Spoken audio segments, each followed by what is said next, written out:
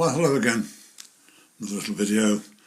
This is on some of the problems that have been coming my way, and hopefully I've sorted out with no problems at all. But one of the main ones I'm getting at the moment are these HM7000 decoders. Now, I've got 8 done now. This one is my latest one I've done. That's another one. And that's another one there, and the others are floating around at the back there. Now then, one of the things that people are getting mistaken with is all my locos are in 2-digit numbers, right? But what I've got here, this is an example, right? That is the number of that loco there. I've now put another one in, which is the same loco actually, but I put it in as a 4-digit. You've got to put it in here before we do any changing. So that's a 4-digit one, that's a 2-digit one. Right. So if I now just operate that one and just make sure you see that it's working, there we are. That's 52. If I go to this one, nothing. So what I've got to do with that is I now take the train from here and put it on here. Now this is my Railmaster program track, and that is my JMRI program track. Right, so what we've got to do is first of all find the loco. Now the quickest way of finding that is up here. When this comes up, this is always a bit I hate.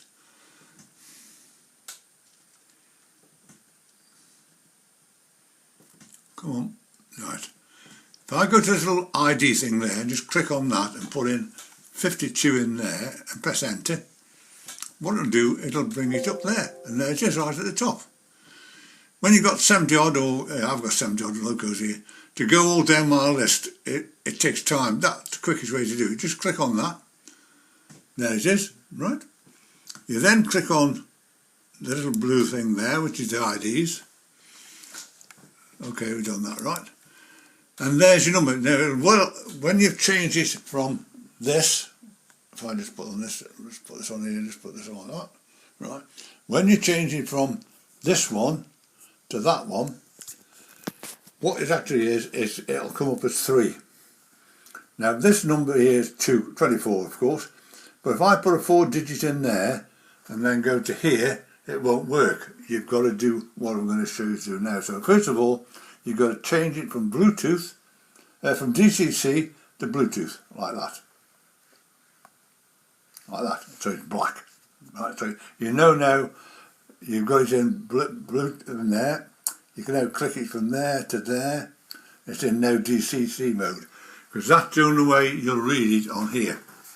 So on this one here, 52 here, like this, if I now go down to here, on this little E, and click that, what you should get is a box come up.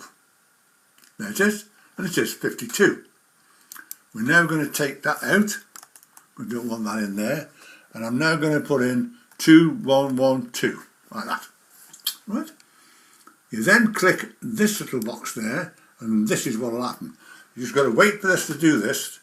Now as it happens, mine's got an elite program to it, so it takes a little bit longer that way. But usually on an E-Link it goes a lot faster.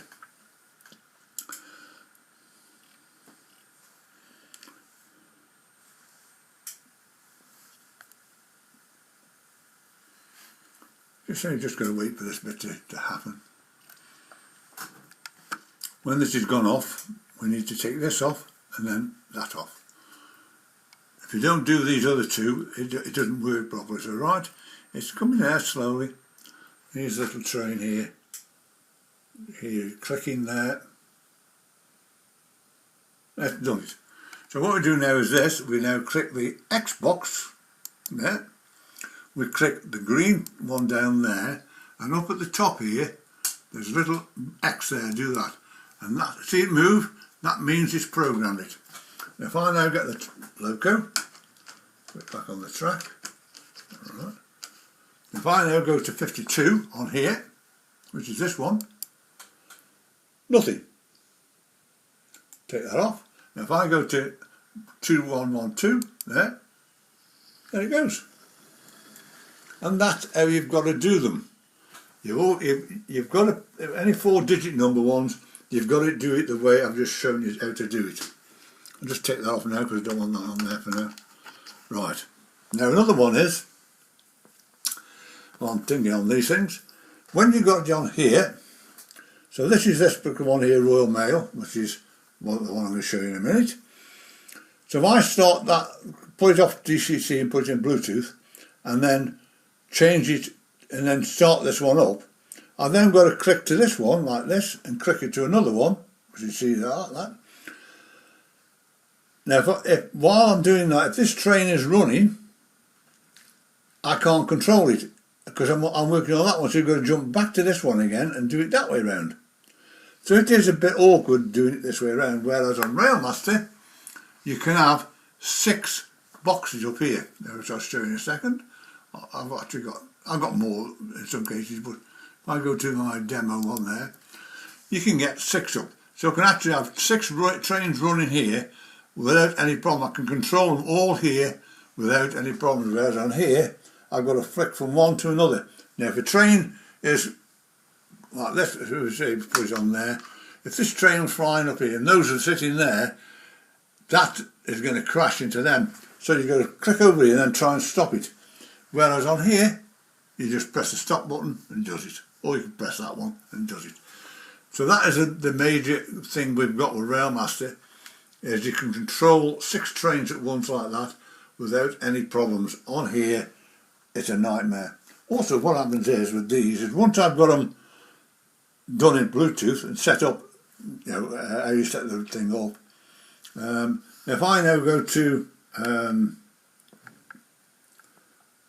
can I do this? Let me just take this one out here for a minute, like that. Yeah, and go to this, right. Now if I come down to here, I can't do that, I've got to do this, go up and down here, and go to profiles there, like this, that particular train there, right?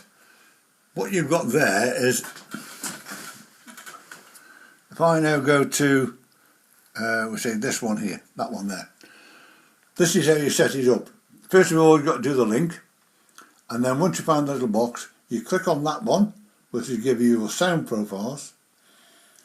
You've got to click it off, on and off. I've shown you how to do this before. I do mine with just turning the power on and off. Then you do that one, which is the running profile, which is the CVs, and then do that one. Then you've got them all working. But one, if you go up here, see where it says preview there, what it'll do is show you all the functions, like that. So you can actually see what functions here. There's page 1, there's page 2, there's page 3, and it shows you what functions you've got for that particular one you're running. I'll just come back on here a minute. I need to go back out of here. Don't want that one. Come out. I don't want that. Cancel. I don't want that. I need to come back to here. That is DCC enable, that one, which is I need. Right, so once I've done them on here, I just turn this off. I don't use these just stay downstairs. Everything is now running on Railmaster.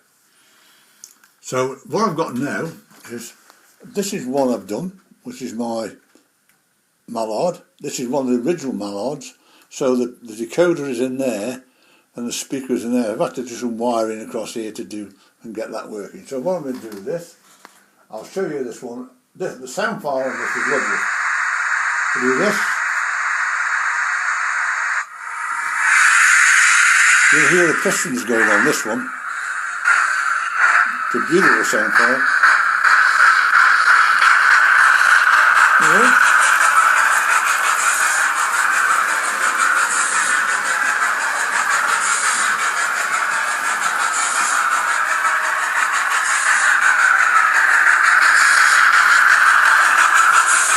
So that's that particular one I've done.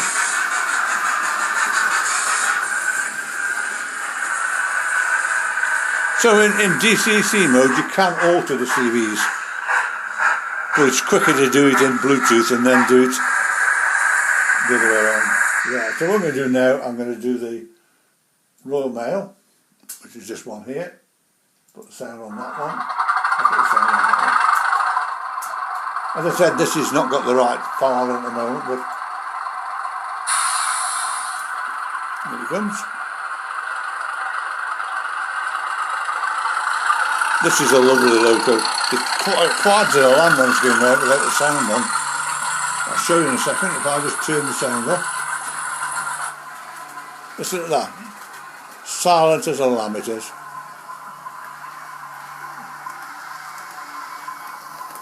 I really wanted to do this one, but it's so I'll just turn this off now. Don't want that on there, don't want that on there, so it's off. So that is one thing I've been doing. Right, if I just take this out for a minute.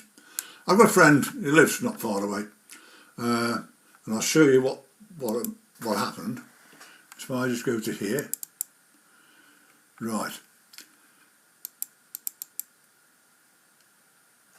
I just expand this. This he bought from Steve at the Hobby Goblin as that. Somebody bought it in and Steve bought it, and then my mate bought it. Now this is how it come, with all the scenery on, the lot. It's beautiful it was. This is Engage, by the way. So since he had that, what I actually did with that after that, he got on to me and I did this. And I made this track plan for him with all the points, signals that they all operate together. So that is what I did for him on that one. But since that time he's done this. I'll just get down here. This is what it looks like now. I know, just to expand this so you can actually see it a bit better. That's what it looks like now, with a castle at the top. And what it's done there is you've got a piece of track now which goes from here round up there to there. So that is that part of it. Now if I just come to here for a minute, go to here, as you see there, that's a Pendolino. I've set all these up. He has a problem, he can't read CVs at the moment, so he brings them over here and I sort it all out for him. I have got into Railmaster. I think he's got to revamp, take the Railmaster off and put it on again. Somewhere in the software it's not working. But there's a little tram, and it'll come out here and go round and it'll go up to the castle. There. And you see there's a station there, like that, not there. And what I actually did with that is on the track plan, I put a little green train there and one down on the station. So if he clicks at that one there, the little tram will come round here and go up there to there. If he clicks that green train, it goes that way and comes back down again. It's a little program I did for him. That's see, that's something I've been doing for him. But other things I've been having trouble, not trouble with, but if I now go to here for a minute,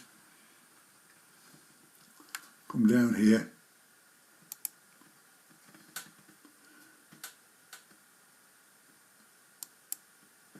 this is something which has been causing some headaches. Right, first of all, these, a crossover. People get the mistake of putting that as like number one and that as number two. No, you don't.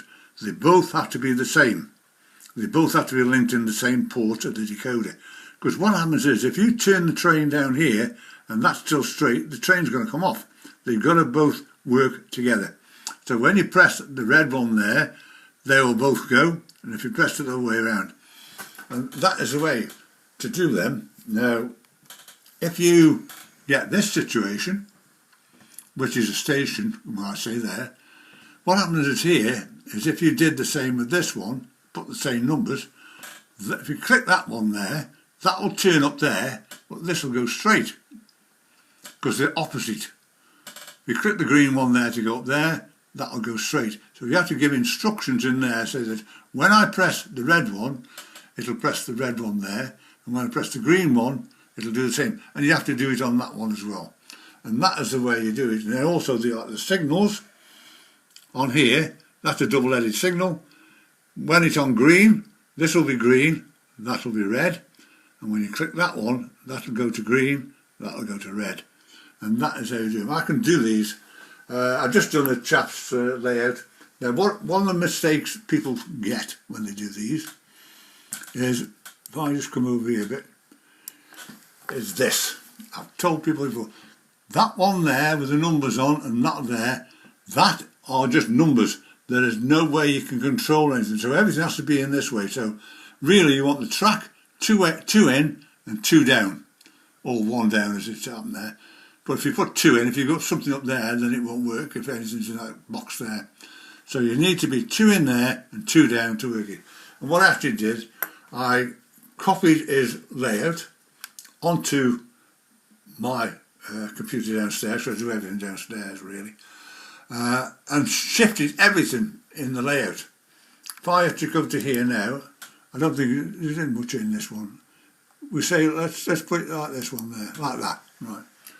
I had to shift everything all over here and down, so that he actually did everything. Since then he actually changed the points to what I told him, so they're both the same ports, and it's now all operational, so he's got no worries on that. These are the type of things I get with local problems, track plans, points, signals. So mainly these HM7000s have been doing. So if you want me at any time, you can get me on 01782 302194. My email address is there as well, and just below here you'll see in the comments there'll be one says donation with a little bit of digit stuff in blue. If you click on that, it'll take you to the PayPal link. You then fill it in. If anybody wants to give a donation to the line, please do so. I've been most grateful, and it's the only way I can keep going, because you know the way things are at the moment. My mortgage is 4 times what it should be, so I'm basically eating, and that's about it. Paying my bills, the normal bills. I can't buy like new locos, things like that, until the basic rate goes down. But so anybody wants to give a donation, most grateful, and also please subscribe to me, and I will see you again shortly. Bye.